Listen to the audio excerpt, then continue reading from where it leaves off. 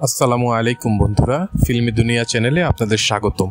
চলুন আজকের ভিডিওতে দেখে আসি ঢালিউডের সিনেমায় মার্শাল আর্টের প্রবর্তক ওস্তাদ জাহাঙ্গীর আলম অভিনীত সকল সিনেমার তালিকা।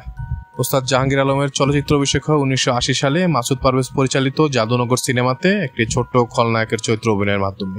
1984-তে মুক্তি পায় আল মাসুদ পরিচালিত সিনেমা সিআইডি, যেটাতে ওনার নায়িকা ছিলেন বাজুকা। 84-তে মুক্তি পায় মাসুদ পারভেজ পরিচালিত একটি সিনেমা যেটার নাম ছিল শরীফ বদমাশ।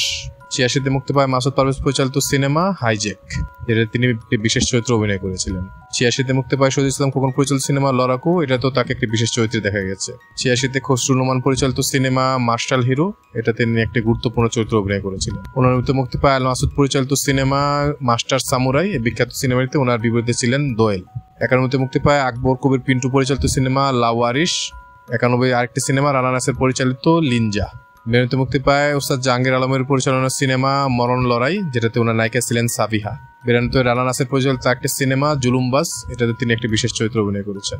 93-তে মুক্তি পায় আজহারুল ইসলাম খান পরিচালিত সিনেমা ক্যারাটি মাস্টার, এটাতে ওনার নায়িকা ছিলেন সোহানা। 95 সালে মুক্তি পায় ওস্তাদ জাহাঙ্গীর আলম পরিচালিত সিনেমা কুংফু কন্যা। 96-তে ওনার নিজের পরিচালনার সিনেমা প্রেমিক রংবাজ, এটাতে ওনার বিপরীতে ছিলেন সুচরিতা। 97-তে মুক্তি পায় ওস্তাদ জাহাঙ্গীর আলম পরিচালিত সিনেমা সুন্দর মিস বাংলাদেশ, এটাতে ওনার বিপরীতে ছিলেন মাধুরী। 99-তে ওনার নিজের সিনেমা কুংফু নায়ক, এটাতে ওনার বিপরীতে অভিনয় করেছেন ওনার স্ত্রী রাকা। 2000 সালে মুক্তি পায় আবুল খায়ের বুলবুল পরিচালিত সিনেমা আখেরি জবাব, এটাতে উনি একটি বিশেষ চরিত্রে অভিনয় করেছেন। 2000 সালে শকত জামাল পরিচালিত সিনেমা পেশাদার খুনি।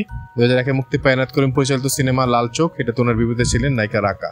2001-এ এনায়েত করিম পরিচালিত একটি সিনেমা মৃত্যু ঘণ্টা। 2001-এ মুক্তি পায় ওস্তাদ জাহাঙ্গীর আলমের সিনেমা বিদ্রোহী মাস্তান, এটাতে ওনার নায়িকা ছিলেন রাকা। 2002-এ মুক্তি পায় এনায়েত করিম পরিচালিত সিনেমা যুদ্ধে যাব, এটাতে ওনার বিপরীতে ছিলেন নায়িকা রিনি। 2002-এ মুক্তি পায় এম এ রহিম পরিচালিত সিনেমা নারীরাও প্রতিবাদী, এটাতে ওনার নায়িকা ছিলেন নায়িকা পপি। 2002 সালে দেলোয়ার জাহান ঝন্টু পরিচালিত সিনেমা বিজলি তুফান, এটাতে ওনার নায়িকা ছিলেন শাহনাজ। 2002-এ ওস্তাদ জাহাঙ্গীর আলমের নিজের সিনেমা ওস্তাদের ওস্তাদ, এটাতে ওনার নায়িকা ছিলেন শাহনাজ। এনায়েত করিম পরিচালিত আরেকটি সিনেমা লোহার শিকল, এটাতে ওনার নায়িকা ছিলেন রাকা। এনায়েত করিম পরিচালিত সিনেমা মরণ নিশান, এটাতে ওনার নায়িকা ছিলেন রাকা। 2002-এ মুক্তি পায় ওস্তাদ জাহাঙ্গীর আলমের নিজের সিনেমা ডাইরেক্ট অ্যাকশন, এটাতে ওনার নায়িকা ছিলেন মুনমুন।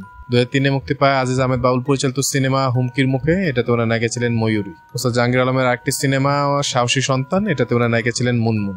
2003-এ মুক্তি পায় এজে রানা পরিচালিত সিনেমা জ্বলন্ত বিস্ফোরণ, এটাতে ওনার নায়িকা ছিলেন রাকা। 2004-এর এম এ রহিম পরিচালিত সিনেমা শেয়ানে শেয়ানে টক্কর, এটাতে ওনার নায়িকা ছিলেন মুনমুন। 2004-এ মুক্তি পায় শরীফউদ্দিন খান দীপু পরিচালিত সিনেমা আজকের চাঁদাবাজ, এটাতে ওনার নায়িকা ছিলেন শানু।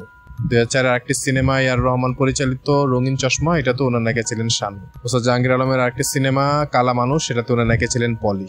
2005-এ মুক্তি পায় দেলোয়ার জাহান ঝন্টু পরিচালিত সিনেমা নাসরুপসি, এটাতে ওনার নায়িকা ছিলেন শানু। জিয়া সরকার পরিচালিত সিনেমা হাঙ্গামা, এটাতে ওনার নায়িকা ছিলেন পলি।